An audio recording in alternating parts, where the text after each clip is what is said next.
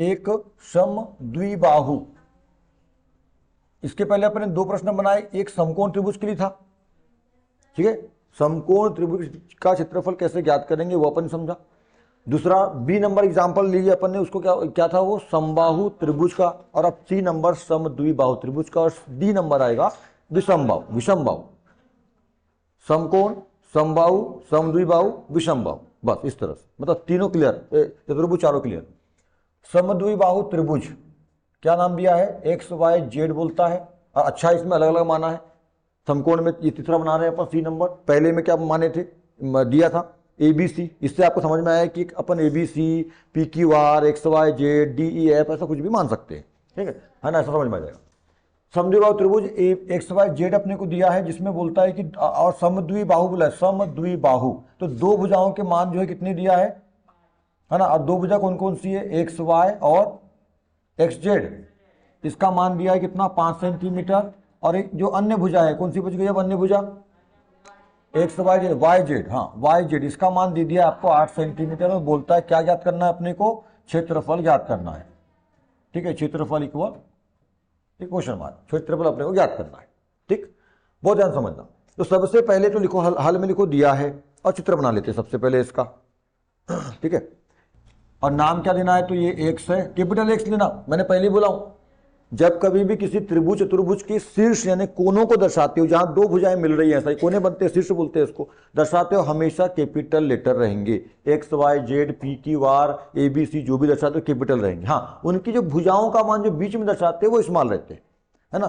केवल लिख लेने और दर्शा लेने से काम नहीं चलेगा, कहाँ क्या है पर्टिकुलर सब कुछ परफेक्ट होनी चाहिए, ठीक है। मेरे पास पढ़ रहे हो ना, ये तो पढ़ो मत फिर, यहां पर बार बार बोलता हूं, X Y capital, Z capital, X Y Z, ठीक है। यहां पे ऐसा छोटा एक्स, छोटा वाई और छोटा जेड नहीं बनाओ, है ना। हाँ, यदि भुजा मानना है बीच में तो वहां कर सकते हो, वो तो वहां भी स्मॉल। शीर्ष को हमेशा कैपिटल, और भुजा मानते हो आप ए बी सी तो हमेशा स्मॉल। सबका अलग अलग मतलब है, सब गुड़ गोबर बराबर मत कर लेना, है ना। मैं इसी बात ज्यादा फोकस करता हूं, आपको जो समझा रहा हूं तो समझा रहा हूं, और मेरा ऐसी मतलब है पढ़ाने का मेरा तो, ठीक है। ध्यान से करना है सब चीजों को, बिल्कुल कहां क्या हो रहा है बिल्कुल ध्यान से करना है सब चीजों को। ऐसा नहीं बस कर रहे हैं, बस केवल कपड़े पहन लेने से काम नहीं होता, सही तरीके से फिटिंग के साथ पहनना पड़ता है, मैचिंग के साथ पहनना पड़ता है, तब वो अच्छा दिखता है, तब उसका मतलब होता है।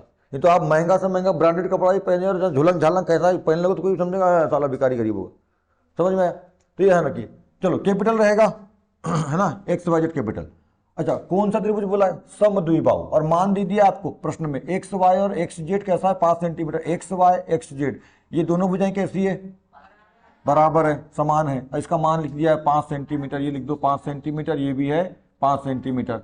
एक भुजा जो बराबर नहीं है मतलब वाई जेड, वो कितनी है 8 सेंटीमीटर, तो यहाँ पे दर्शा दो 8 सेंटीमीटर, ठीक है। ये वाली भुजा जो है वो कितनी है 8 सेंटीमीटर, इसका मान पूरा कितना है 8 सेंटीमीटर, ठीक है। ऐसा है ना, दो भुजा बराबर। अच्छा, जरूरी नहीं है दो ही भुजा बराबर हो, ये वाली और ये वाली बराबर बना सकते हो आप, ठीक है। और जनरली आम सामने के बना लो, अच्छा रहता है, ठीक है। तो 8 चित्र बन गया आपका, ऐसा कर लो ऐसा। अब यहाँ पे देखो जी, यहाँ ये कौन सा त्रिभुज है, समद्विबाहु। जिस तरह से अभी इसके पहले अपन ने समबाहु त्रिभुज का क्षेत्रफल ज्ञात करने के लिए हमको ऊंचाई नहीं दिया था, ऊंचाई मतलब लंबाई नहीं दिया था, तो क्या किए थे उसके लिए अपन ने बीच से एक लंब डाले थे। वैसा ही यहां पर भी करना पड़ेगा, फिर समकोण बनेगा, फिर पाइथागोरस में से मान निकालेंगे, और फिर वो सेम वैसे ही काम यहाँ पे भी होगा, ठीक है। तो इसमें भी क्या करो, एक लंब खींचो, कोण एक्स का एक कोण एक्स का एक लंब समद्विभाजक खींचेंगे, सीधा खींचेंगे ऐसा लंब समद्विभाजक, कोण एक्स, ठीक है। इसका लंब समद्विभाजक खींच दो, और लंब समद्विभाजक खींच दोगे तो यहाँ पे क्या बन जाएगा, लंब बोल रहे हैं मतलब समकोण तो बनना ही है, समकोण बन रहा है मतलब लंब है, लंब बोल रहे हैं मतलब समकोण है। तो ये एक्स है, तो यहाँ पे इसको नाम दे देते हैं अपन पी, इसको नाम दे दिया पुस्तक में पी, तो अपन दे देते पी एक्स पी, जैसे जब पी एम दिए थे यहाँ एक्स पी दे दो, ठीक है, एक्स पी। अब देखो, तो ये जो समद्विबाहु त्रिभुज, जैसे इसके पहले समबाहु त्रिभुज, दो समबाहु त्रिभुज एक लंब खींचने से दो समकोण त्रिभुज में बढ़ गया था, वैसा ही ये समद्विबाहु त्रिभुज एक लंब खींचने से या समकोण का, ये समकोण बोलता हूं, कोण एक्स का समद्विभाजक खींचने से या भुजा वाई जेड का लंब खींचने से, लंब समद्विभाजक खींचने से दो समकोण बढ़ गया, है ना। तो दोनों में से कोई भी एक समकोण ले लेते, जैसे जब भी अपन ने इधर वाला लेते अभी भी यहीं वाला ले लेते, इधर वाला। पुस्तक में कौन सा लिया, इधर वाला लिया। चलो, तो एक्स पी वाई, या इधर लेना है तो इधर कर सकते हो, एक्स पी जेड और समकोण त्रिभुज। अच्छा, यहाँ पे एक बात और समझो, ये वाई जेड कितना है 8 सेंटीमीटर, तो वाई पी का मान कितना होगा, वाई पी या पी वाई बोल सकते हो, कितना होगा 4 सेंटीमीटर, है ना। क्योंकि ये जो एक्स पी है वो वाई जेड का क्या है, लंब समद्विभाजक। और लंब समद्विभाजक मतलब एक रेखा पर, एक आड़ी रेखा पर, एक क्षैतिज रेखा पर एक ऐसी ऊर्ध्वाधर खड़ी रेखा जो सीधी हो, लंब हो, और कैसी हो, समद्विभाजक हो, मतलब बराबर दो भागों में बांट दे। तो ये 8 सेंटीमीटर और 4 4 बढ़ जाएगा, ठीक है। तो यहाँ 4 हो गया, ये 5 हो गया, फिर वही अपनी ये क्या है अपना ऊंचाई, है ना। एक्स पी कौन है, ऊंचाई है या लंब, इसका मान ज्ञात करना है। समकोण त्रिभुज में पहले बताया मैंने, समकोण त्रिभुज में यदि 2 भुजाओं का मान मालूम है और तीसरी भुजा का मान ज्ञात करना है तो क्या सूत्र है, पाइथागोरस प्रमेय। एकमात्र सूत्र होता है, दूसरा कुछ होता ही नहीं।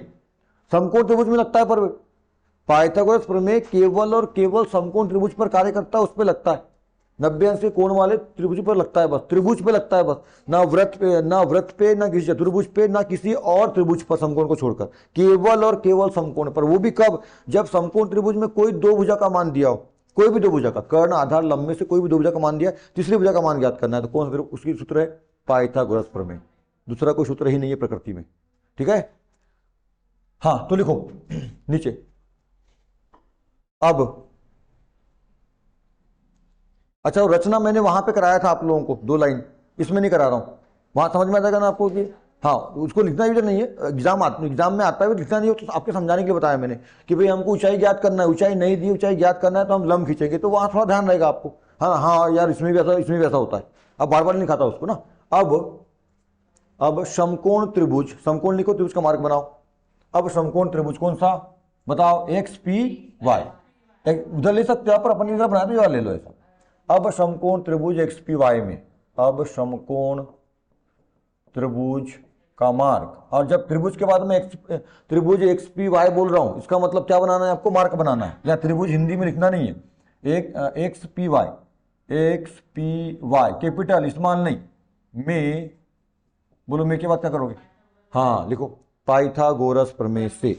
चीजें बहुत आसान है, पढ़ाई मैथ इंग्लिश साइंस जो भी है विषय बहुत आसान है, बस आपको क्या देना है, अटेंशन देना, ध्यान देना है, थोड़ी सी मेहनत करना है।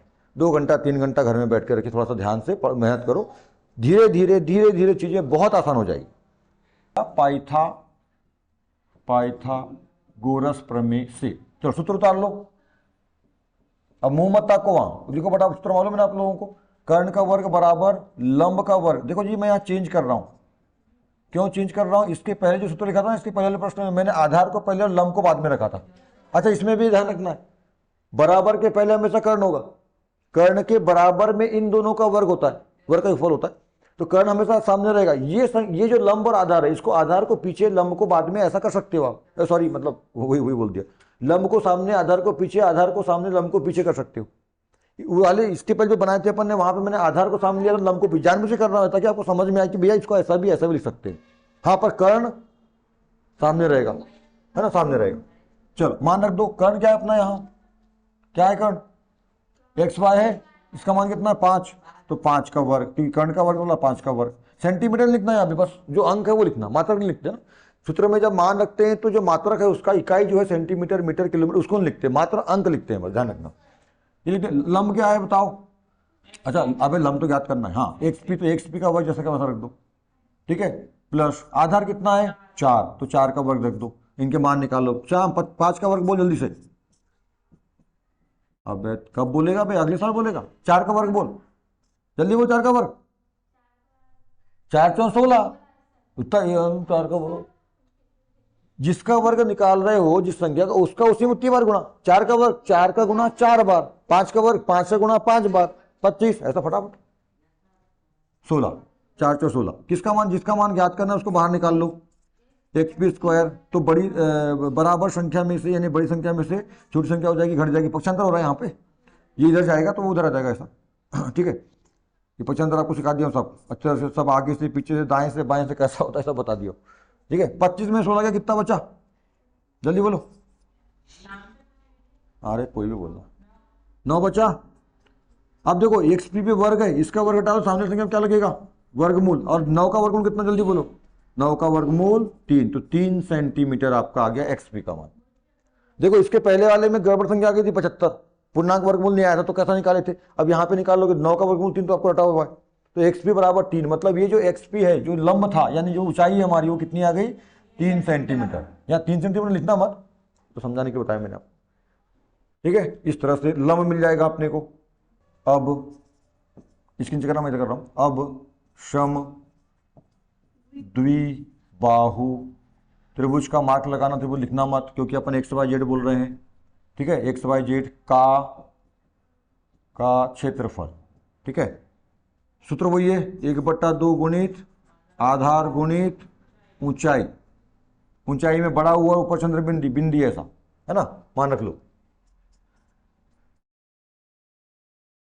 मान रख लो। 1/2 आधार कितना है 8, हम यहां बात कर रहे हैं, अब आधार 4 मत लेना, इसलिए मैंने स्पष्ट लिख दिया हूं, सब मेरा काम पूरा स्पष्ट चकाचक रहता है, समझना आप लोगों को ध्यान से, और सुना तो बार बार, ठीक है। तो सम यहां लिख दिया मैंने स्पष्ट। अब समद्विबाहु त्रिभुज एक्स वाई जेड का, तो एक्स वाई जेड मतलब बड़ा वाला पूरा, तो 4 मत लेना, 8 लेना, यहाँ आधार 8 हो जाएगा, और ऊंचाई कितनी आ गई, 3 आ गई है, ये रख दो, है ना।